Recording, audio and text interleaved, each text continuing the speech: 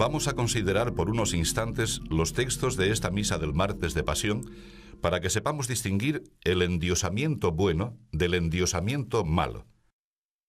Vamos a hablar de humildad, porque esa es la virtud que nos ayuda a conocer simultáneamente nuestra miseria y nuestra grandeza. Nuestra miseria resalta con demasiada evidencia. No me refiero a las limitaciones naturales, a tantas aspiraciones grandes con las que el hombre sueña y que en cambio no efectuará nunca, aunque solo sea por falta de tiempo. Pienso en lo que realizamos mal, en las caídas, en las equivocaciones que podrían evitarse y no se evitan. Continuamente experimentamos nuestra personal ineficacia. Pero a veces parece como si se juntasen todas estas cosas, como si se nos manifestasen con mayor relieve para que nos demos cuenta de cuán poco somos. ¿Qué hacer? Expectat Dominum. Espera en el Señor. Vive de la esperanza, nos sugiere la Iglesia, con amor y con fe. Viriliter age. Pórtate varonilmente. ¿Qué importa que seamos criaturas de lodo si tenemos la esperanza puesta en Dios? Y si en algún momento un alma sufre una caída, un retroceso, no es necesario que suceda.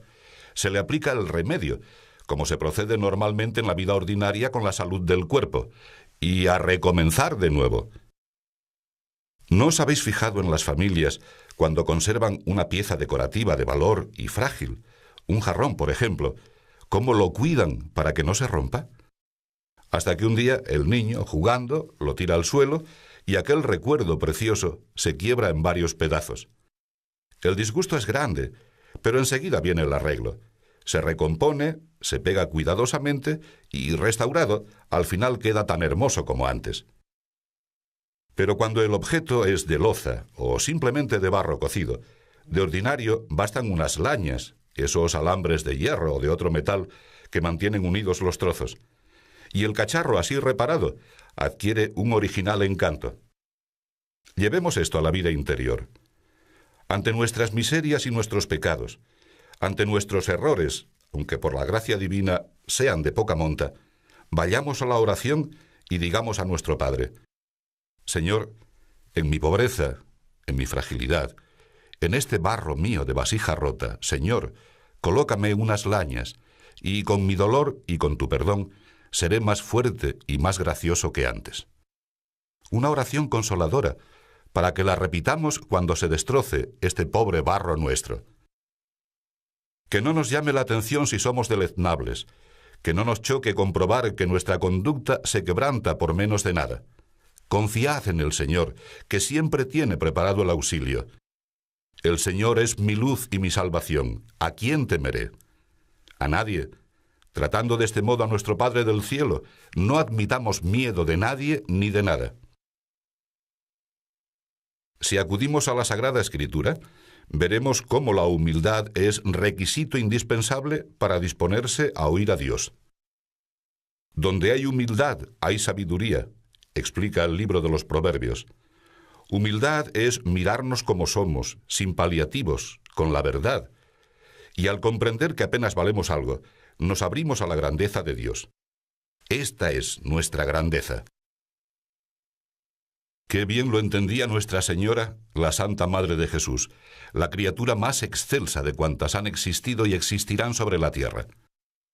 María glorifica el poder del Señor que derribó del solio a los poderosos y ensalzó a los humildes, y canta que en ella se ha realizado una vez más esta providencia divina, porque ha puesto los ojos en la bajeza de su esclava. Por tanto, ya desde ahora me llamarán bienaventurada todas las generaciones. María se muestra santamente transformada, en su corazón purísimo, ante la humildad de Dios. El Espíritu Santo descenderá sobre ti, y la virtud del Altísimo te cubrirá con su sombra, por cuya causa el santo que de ti nacerá será llamado Hijo de Dios. La humildad de la Virgen es consecuencia de ese abismo insondable de gracia que se opera con la encarnación de la segunda persona de la Trinidad Beatísima en las entrañas de su madre, siempre inmaculada. Cuando San Pablo evoca este misterio, prorrumpe también en un himno gozoso que hoy podemos saborear detenidamente. porque habéis de abrigar en vuestros corazones los mismos sentimientos que Jesucristo en el suyo, el cual, teniendo la naturaleza de Dios, no fue por usurpación, sino por esencia, el ser igual a Dios. Y no obstante, se anonadó a sí mismo, tomando la forma de siervo, hecho semejante a los hombres y reducido a la condición de hombre. Se humilló a sí mismo, haciéndose obediente hasta la muerte y muerte de cruz. Jesucristo, Señor nuestro, con mucha frecuencia nos propone en su predicación el ejemplo de su humildad. Aprended de mí, que soy manso y humilde de corazón. Para que tú y yo sepamos que no hay otro camino, que solo el conocimiento sincero de nuestra nada encierra la fuerza de atraer hacia nosotros la divina gracia. Por nosotros, Jesús vino a padecer hambre y a alimentar, vino a sentir sed y a dar de beber, vino a vestirse de nuestra mortalidad y a vestir de inmortalidad, vino pobre para hacer ricos. Dios resiste a los soberbios, pero a los humildes da su gracia, enseña el apóstol San Pedro. En cualquier época, en cualquier situación humana, no existe más camino para vivir vida divina que el de la humildad. ¿Es que el Señor se goza acaso en nuestra humillación? No. ¿Qué alcanzaría con nuestro abatimiento el que ha creado todo y mantiene y gobierna cuanto existe? Dios únicamente desea nuestra humildad, que nos vaciemos de nosotros mismos para poder llenarnos. Pretende que no le pongamos obstáculos para que, hablando al modo humano, quepa más gracia suya en nuestro pobre corazón. Porque el Dios que nos inspira a ser humildes es el mismo que transformará el cuerpo de nuestra humildad y le hará conforme al suyo glorioso, con la misma virtud eficaz con que puede también sujetar a su imperio todas las cosas. Nuestro Señor nos hace suyos, nos endiosa con un endiosamiento bueno. ¿Y qué es lo que impide esta humildad, este endiosamiento bueno? La soberbia. Ese es el pecado capital que conduce al endiosamiento malo. La soberbia lleva a seguir, quizá en las cuestiones más menudas, la insinuación que Satanás presentó a nuestros primeros padres. Se abrirán vuestros ojos y seréis como Dios, conocedores del bien y del mal. Se lee también en la Escritura que el principio de la soberbia es apartarse de Dios, porque este vicio, una vez arraigado, influye en toda la existencia del hombre, hasta convertirse en lo que San Juan llama superbia vitae, soberbia de la vida. ¿Soberbia de qué?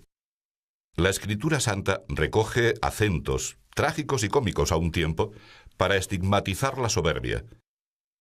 ¿De qué te ensobreveces, polvo y ceniza? Ya en vida vomitas las entrañas. Una ligera enfermedad, el médico sonríe. El hombre que hoy es rey, mañana estará muerto. Cuando el orgullo se adueña del alma, no es extraño que detrás, como en una reata, vengan todos los vicios, la avaricia, las intemperancias, la envidia, la injusticia. El soberbio intenta inútilmente quitar de su solio a Dios, que es misericordioso con todas las criaturas, para acomodarse él, que actúa con entrañas de crueldad. Hemos de pedir al Señor que no nos deje caer en esta tentación. La soberbia es el peor de los pecados y el más ridículo. Si logra atenazar con sus múltiples alucinaciones, la persona atacada se viste de apariencia, se llena de vacío, se engríe como el sapo de la fábula, que hinchaba el buche, presumiendo hasta que estalló. La soberbia es desagradable, también humanamente. El que se considera superior a todos y a todo, está continuamente contemplándose a sí mismo y despreciando a los demás que le corresponden, burlándose de su vana fatuidad. Oímos hablar de soberbia y quizá nos imaginamos una conducta despótica, avasalladora, grandes ruidos de voces que aclaman y el triunfador que pasa como un emperador romano debajo de los altos arcos, con ademán de inclinar la cabeza, porque teme que su frente gloriosa toque el blanco mármol. Seamos realistas, esa soberbia solo cabe en una loca fantasía. Hemos de luchar contra otras formas más sutiles, más frecuentes.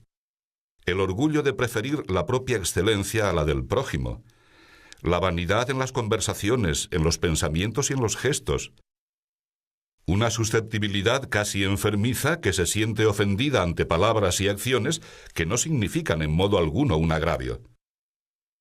Todo esto sí que puede ser, que es, una tentación corriente.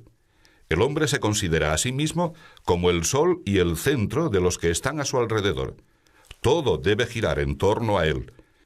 Y no raramente recurre, con su afán morboso, hasta la simulación del dolor, de la tristeza y de la enfermedad, para que los demás lo cuiden y lo mimen. La mayor parte de los conflictos que se plantean en la vida interior de muchas gentes los fabrica la imaginación, que si han dicho, que si pensarán, que si me consideran. Y esa pobre alma sufre, por su triste fatuidad, con sospechas que no son reales. En esa aventura desgraciada, su amargura es continua y procura producir desasosiego en los demás, porque no sabe ser humilde, porque no ha aprendido a olvidarse de sí misma para darse, generosamente, al servicio de los otros por amor de Dios.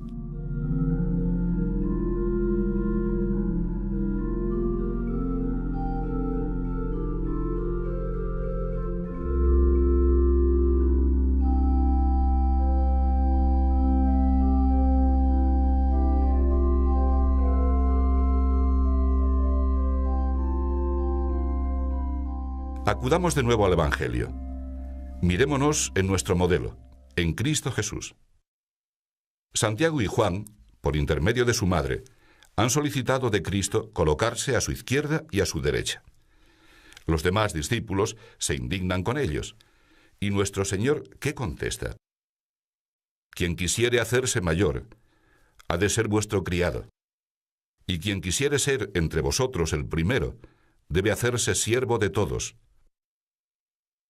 Porque aún el Hijo del Hombre no vino a que le sirviesen, sino a servir y a dar su vida por la redención de muchos. En otra ocasión, yendo a Cafarnaún, quizá Jesús, como en otras jornadas, iba delante de ellos, y estando ya en casa les preguntó, ¿de qué ibais tratando en el camino? Pero los discípulos callaban, y es que habían tenido, una vez más, una disputa entre sí sobre quién de ellos era el mayor de todos. Entonces Jesús, sentándose, llamó a los 12 y les dijo, si alguno pretende ser el primero, hágase el último de todos y el siervo de todos. Y cogiendo a un niño, le puso en medio de ellos, y después de abrazarle prosiguió, cualquiera que acogiere a uno de estos niños por amor mío, a mí me acoge, y cualquiera que me acoge, no solo me acoge a mí, sino también al que a mí me ha enviado. ¿No os enamora este modo de proceder de Jesús? Les enseña la doctrina y para que entiendan, les pone un ejemplo vivo. Llama a un niño de los que correrían por aquella casa y le estrecha contra su pecho. Este silencio elocuente de nuestro Señor. Ya lo ha dicho todo. Él ama a los que se hacen como niños. Después añade que el resultado de esta sencillez, de esta humildad de espíritu, es poder abrazarle a Él y al Padre que está en los cielos. Cuando se acerca el momento de su pasión y Jesús quiere mostrar de un modo gráfico su realeza, entra triunfalmente en Jerusalén, montado en un borrico. Estaba escrito que el Mesías había de ser un rey de humildad. Anunciad a la hija de Sión, mira que viene a ti tu rey, lleno de mansedumbre, sentado sobre una asna y su pollino, hijo de la que está acostumbrada al yugo. Ahora, en la última cena, Cristo ha preparado todo para despedirse de sus discípulos, mientras ellos se han enzarzado en una enésima contienda sobre quién de ese grupo escogido sería reputado el mayor. Jesús se levanta de la mesa y quítase sus vestidos, y habiendo tomado una toalla, se la ciñe. Echa después agua en un lebrillo y pónese a lavar los pies de los discípulos y a limpiárselos con la toalla que se había ceñido. De nuevo ha predicado con el ejemplo, con las obras. Ante los discípulos, que discutían por motivos de soberbia y de vanagloria, Jesús se inclina y cumple gustosamente el oficio de siervo. Luego, Cuando vuelve a la mesa les comenta: ¿comprendéis lo que acabo de hacer con vosotros? Vosotros me llamáis Maestro y Señor, y decís bien, porque lo soy. Pues si yo, que soy el Maestro y el Señor, os he lavado los pies, debéis también vosotros lavaros los pies uno al otro. A mí me conmueve esta delicadeza de nuestro Cristo, porque no afirma: si yo me ocupo de esto, ¿cuánto más tendríais que realizar vosotros? Se coloca al mismo nivel, no coacciona, fustiga amorosamente la falta de generosidad de aquellos hombres. Como a los primeros 12, también a nosotros el Señor puede insinuarnos y nos insinúa continuamente: exemplum dedi vobis, os he dado ejemplo de humildad. Me he convertido en siervo para que vosotros sepáis, con el corazón manso y humilde, servir a todos los hombres. Cuanto más grande seas, humíllate más y hallarás gracia ante el Señor. Si somos humildes, Dios no nos abandonará nunca. Él humilla la altivez del soberbio, pero salva a los humildes. Él libera al inocente, que por la pureza de sus manos será rescatado. La infinita misericordia del Señor no tarda en acudir en socorro del que lo llama desde la humildad, y entonces actúa como quien es, como Dios omnipotente. Aunque haya muchos peligros, aunque el alma parezca acosada, aunque se encuentre cercada por todas partes por los enemigos de su salvación, no perecerá. Y esto no es solo tradición de otros tiempos, sigue sucediendo ahora. Al leer la epístola de hoy, veía a Daniel metido entre aquellos leones hambrientos, y sin pesimismo, no puedo decir que cualquier tiempo pasado fue mejor, porque todos los tiempos han sido buenos y malos. Consideraba que también en los momentos actuales andan muchos leones sueltos, y nosotros hemos de vivir en este ambiente. Leones que buscan a quien devorar, tan quan leo rugens circuit querens quen devoret. ¿Cómo evitaremos esas fieras? Quizá no nos ocurra como a Daniel. Yo no soy milagrero, pero amo esa grandiosidad de Dios y entiendo que le hubiera sido más fácil aplacar el hambre del profeta o ponerle delante un alimento. Y no lo hizo. Dispuso, en cambio, que desde Judea se trasladara milagrosamente otro profeta, Habacuc, a llevarle la comida. No le importó obrar un prodigio grande, porque Daniel no se hallaba en aquel pozo porque sí, sino por una injusticia de los secuaces del diablo, por ser servidor de Dios y destructor de ídolos. Nosotros, sin portentos espectaculares, con normalidad de ordinaria vida cristiana, con una siembra de paz y de alegría, hemos de destruir también muchos ídolos: el de la incomprensión, el de la injusticia, el de la ignorancia, el de la pretendida suficiencia humana que vuelve arrogante la espalda a Dios. No os asustéis ni temáis ningún daño, aunque las circunstancias en que trabajéis sean tremendas, peores que las de Daniel en la fosa con aquellos animales voraces. Las manos de Dios son igualmente poderosas, y si fuera necesario, harían maravillas. Fieles, con una fidelidad amorosa, consciente, alegre a la doctrina de Cristo, persuadidos de que los años de ahora no son peores que los de otros siglos y de que el Señor es el de siempre. Conocí a un anciano sacerdote que afirmaba, sonriente, de sí mismo: yo estoy siempre tranquilo, tranquilo. Y así hemos de encontrarnos siempre nosotros, metidos en el mundo, rodeados de leones hambrientos, pero sin perder la paz, tranquilos, con amor, con fe, con esperanza, sin olvidar jamás que, si conviene, el Señor multiplicará los milagros. Os recuerdo que si sois sinceros, si os mostráis como sois, si os endiosáis a base de humildad, no de soberbia, vosotros y yo permaneceremos seguros en cualquier ambiente. Podremos hablar siempre de victorias y nos llamaremos vencedores. Con esas íntimas victorias del amor de Dios que traen la serenidad, la felicidad del alma, la comprensión. La humildad nos empujará a que llevemos a cabo grandes labores, pero a condición de que no perdamos de vista la conciencia de nuestra poquedad, con un convencimiento de nuestra pobre indigencia que crezca cada día. Admite sin vacilaciones que eres un servidor obligado a realizar un gran número de servicios. No te pavonees por ser llamado hijo de Dios. Reconozcamos la gracia, pero no olvidemos nuestra naturaleza. No te engrías si has servido bien, porque has cumplido lo que tenías que hacer. El sol efectúa su tarea, la luna obedece, los ángeles desempeñan su cometido. El instrumento escogido por el Señor para los gentiles dice: Yo no merezco el nombre de apóstol, porque he perseguido la iglesia de Dios. Tampoco nosotros pretendamos ser alabados por nosotros mismos, por nuestros méritos, siempre mezquinos. Líbrame de todo lo malo y perverso que hay en el hombre. De nuevo, el texto de la misa nos habla del buen endiosamiento. Destaca ante nuestros ojos la mala pasta de que estamos formados, con todas las malvadas inclinaciones. Y después suplica: Emite lucem tuam, envía tu luz y tu verdad, que me han guiado y traído a tu monte santo. No me importa contaros que me he emocionado al recitar estas palabras del gradual.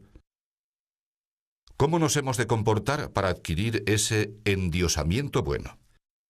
En el Evangelio leemos que Jesús no quería ir a Judea, porque los judíos le buscaban para matarle.